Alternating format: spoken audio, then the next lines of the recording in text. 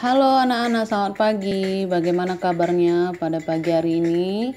Semoga kita semua selalu dalam keadaan sehat-sehat. Sebelum kita belajar, anak-anak, Ibu harapkan berdoa sendiri-sendiri di rumah ya, Nak ya. Nah, pembelajaran kita pada pagi hari ini yaitu tema 2, subtema 2, yaitu pentingnya udara bersih bagi pernapasan. Pembelajaran 1 dan 2. Nah, KD yang akan kita bahas yaitu ada 3. KD 3.2 mengenai kata tanya. Yang kedua, KD 3.2 mengenai gangguan dan penyakit pada pernapasan manusia. Yang ketiga, KD 3.3 tentang properti dalam tari.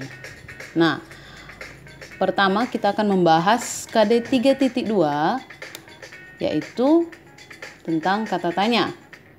Materinya menuliskan daftar pertanyaan berdasarkan informasi teks. Nah, untuk menuliskan informasi suatu teks, kita dapat mengajukan beberapa pertanyaan. Nah, kata tanya untuk mengajukan beberapa pertanyaan yaitu ada 7. Yang pertama apa? Di mana, kapan, siapa, mengapa, bagaimana, dan berapa.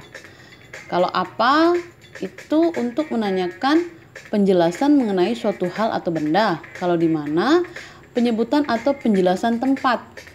Kapan, penyebutan atau penjelasan waktu. Kalau siapa, penyebutan nama orang, jabatan, atau pekerjaan. Nah, kalau mengapa, penyebutan alasan atau sebab dalam suatu cerita. Kalau bagaimana, keterangan cara atau proses penjelasan ciri-ciri atau penjelasan karakter tokoh. Nah, yang terakhir berapa? Itu menunjukkan jumlah atau banyak benda. Perhatikan teks berikut ini yang berjudul Kul Desak Lantaran Jerbu. Nah, kita akan membuat pertanyaan dan jawaban berdasarkan teks berikut ini. Nah, anak-anak harus membaca dulu dari awal sampai akhir, sehingga kita bisa membuat pertanyaan dan jawaban berdasarkan teks tersebut.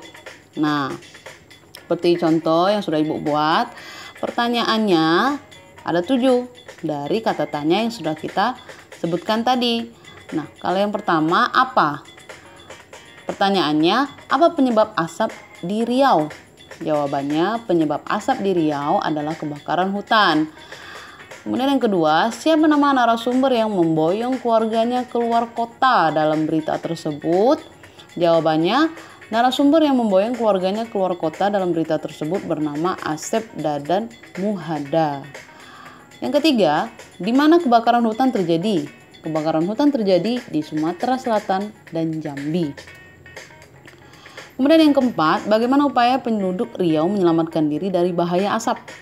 Jawabannya, sebagian penduduk Riau keluar wilayah sementara waktu untuk menyelamatkan diri dari bahaya asap. Yang kelima, mengapa langkah meninggalkan Riau sementara waktu dianggap tepat?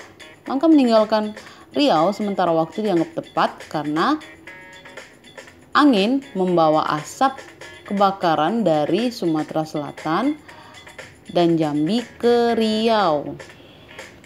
Kemudian yang keenam, kapan daerah Pekanbaru, Riau diselimuti kabut asap?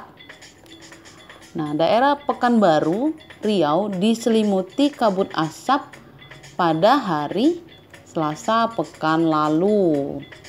Kemudian yang ketujuh, berapa indeks pencemaran udara di Riau? Indeks pencemaran udara di Riau mencapai level 710 ppm. Nah, itulah tadi contoh dari Ibu mengenai cara membuat pertanyaan dan jawaban berdasarkan teks yang telah ditentukan.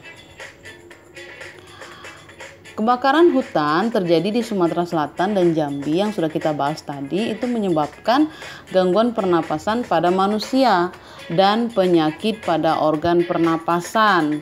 Nah, apa penyakit penyebab gangguan pernapasan pada manusia dan apa saja penyakit pada organ pernapasan tersebut? Nah, mari kita bahas. Penyebab gangguan pernapasan pada manusia itu ada 3. Yang pertama, faktor fisik. Nah, seperti pada gambar berikut ini. Faktor fisik, adanya kelainan pada organ pernapasan dapat menyebabkan gangguan pernapasan. Misalnya pada bayi terlahir dini atau prematur. Nah, organ pernapasan ini itu belum sempurna sehingga memerlukan alat bantu pernapasan. Nah, itu faktor fisik penyebab gangguan pernapasan pada manusia. Kemudian yang kedua, yaitu ada faktor penyakit. Nah, banyak penyakit menyebabkan gangguan pada pernapasan, misalnya influenza, asma, bronkitis, emfisema, dan kanker paru-paru. Kemudian yang ketiga, faktor lingkungan. Kita bernapas untuk menghirup oksigen. Lingkungan yang kotor, asap kendaraan, asap pabrik, dan asap rokok mencemari udara.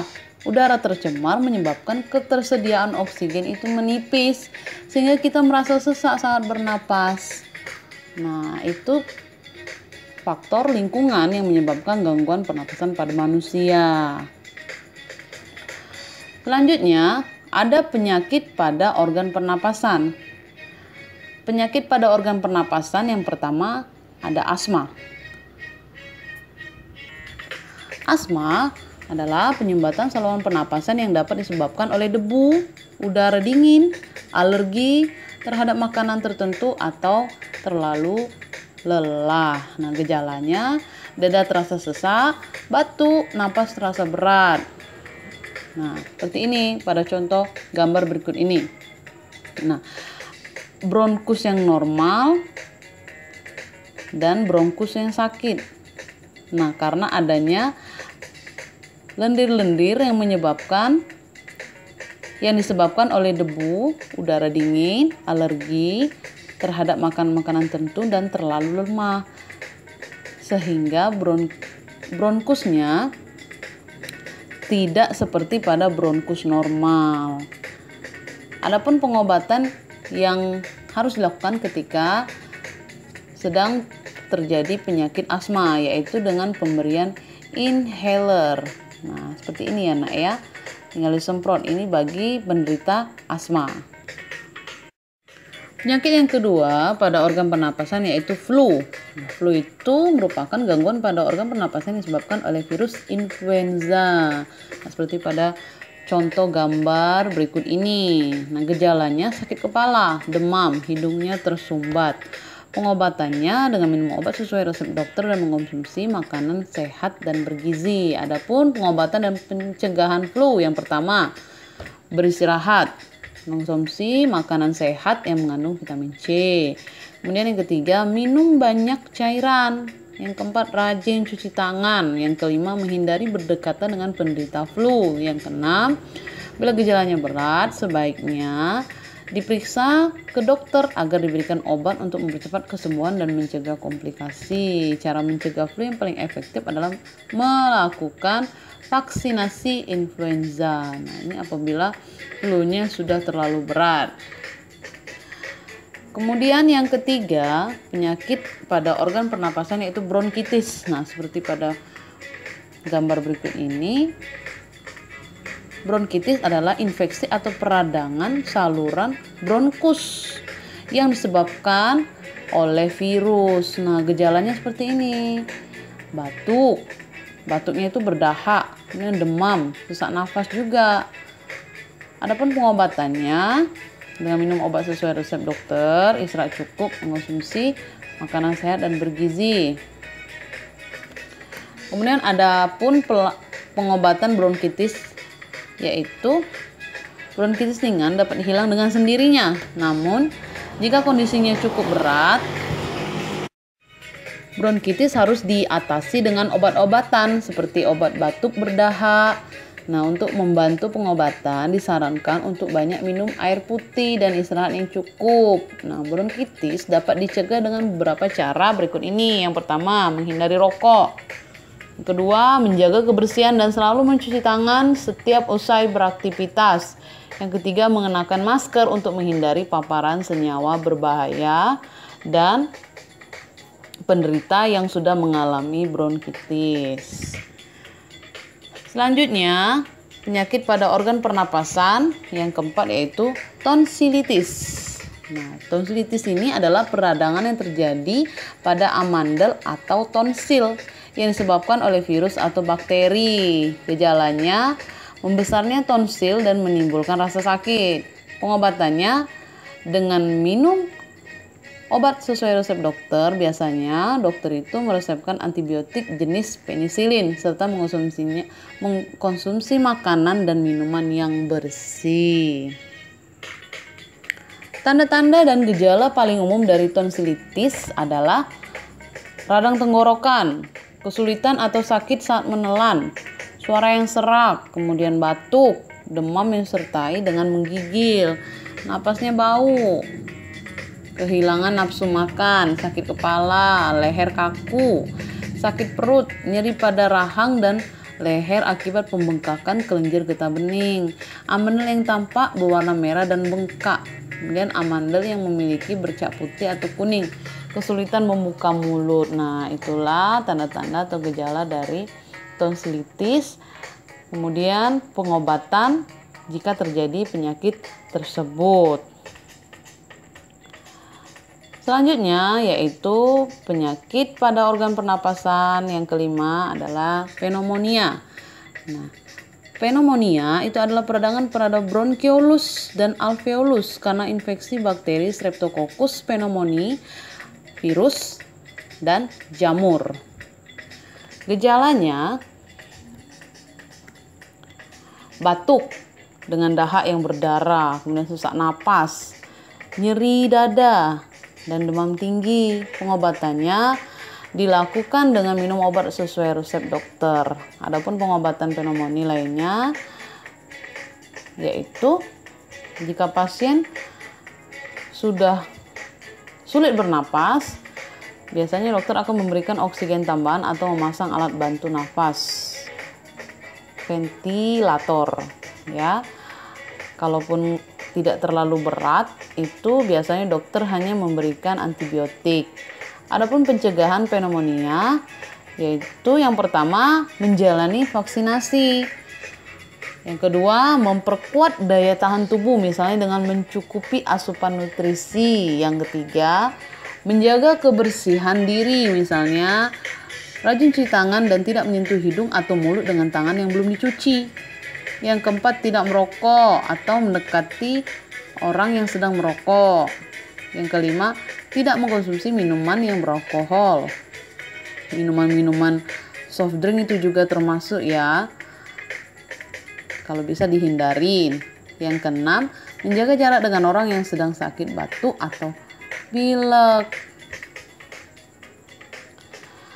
Nah, penyakit pada organ pernapasan sudah kita bahas. Salah satunya penyakit pneumonia adalah peradangan pada bronkiolus dan alveolus karena infeksi bakteri Streptococcus pneumoniae, virus, dan jamur. Penyakit tersebut sedang dialami oleh kakek Husin. Nah, kita doakan ya supaya kakek Husin cepat sembuh. Amin. Kakek Husin itu ternyata mempunyai cucung laki-laki seumuran Edo bernama Dani. Edo dan Dani sering bermain bersama. Siang itu mereka bermain menggunakan bola kecil. Setelah bermain, Dani mengajak Edo ke rumahnya. Di dalam rumah Dani, Edo melihat beberapa dan berbagai macam topeng. Kata Dani, topeng-topeng itu adalah properti tari. Ternyata kakek Husin yang menderita penyakit tadi dulunya adalah seorang penari. Banyak tarian yang ditarikan menggunakan properti. Apa itu properti tari?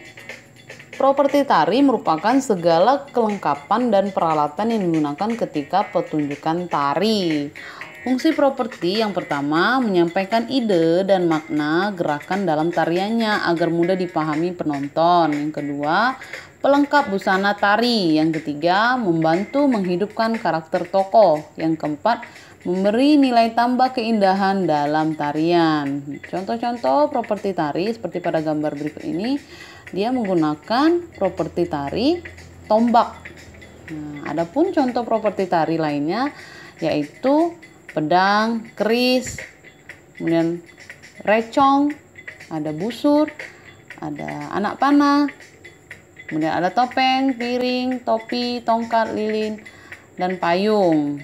Nah, seperti contoh tari yang menggunakan properti topeng yaitu tari klono topeng. Kemudian adapun properti-properti lainnya yaitu piring, yaitu tari piring, kemudian ada tari rangu ayak. Nah, ini menggunakan properti lainnya. Nah, demikian pembelajaran kita pada hari ini. Semoga apa yang sudah kita bahas, apa yang sudah kita pelajari sampai sekarang bisa kita pahami dan anak-anak bisa terus mengingat materi tersebut. Tugas seperti biasa dikerjakan di Google Form yang linknya akan Ibu kirimkan di WA Group.